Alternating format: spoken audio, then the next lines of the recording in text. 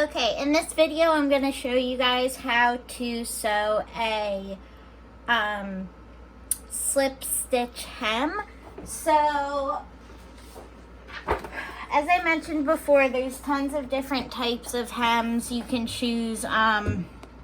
In your textbook, several are covered in the hemming chapter, but also on page 103 in your textbook, you have hemming stitches for hand sewing. So we're going to learn a way to hand sew your hemline. So there are a couple ways you can do this. There are the pick stitch and the catch stitch.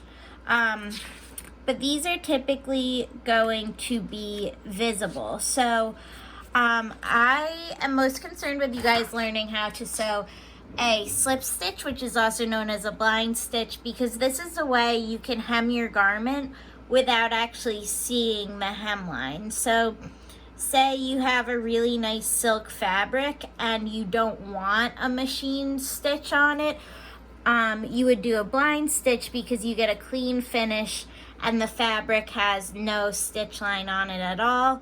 And this is what can be done with really high-end garments.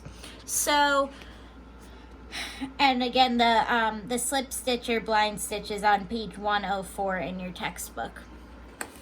So you could use a slip stitch if you were hemming a garment that you sewed completely by hand, and then you would just iron over your fabric before you, or fold it before you sewed it.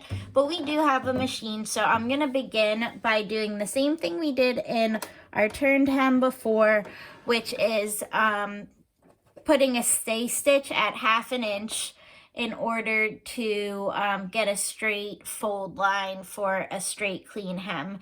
So again, for this hem, you'll just need one rectangle of fabric. You can use any of your pattern pieces from earlier to use. And you can pretend this is the hem of pants, a skirt, a dress, whatever it may be. So I'm gonna go ahead and line up my fabric at the 1 inch mark between 1/2 inch mark between 3/8 and 5/8. And with a stay stitch, we don't need to back stitch. This is just going to help us iron nice and clean. And I thought I was holding down both of my threads, but I was not, so my needle unthreaded. Let's see if I can fix this quickly. We'll continue. If it takes long, I can edit the video. It was quick. Sorry for the interference, guys.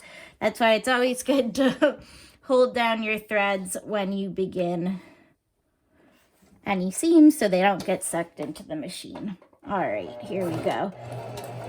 1/2 inch. And 2.5 stitch length.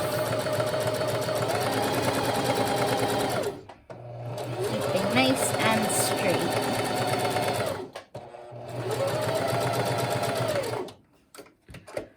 Okay, so I have my stay stitch. Now I'm just going to go to the iron and fold my muslin once and press, and then a second time and press again to get that nice clean edge. All right.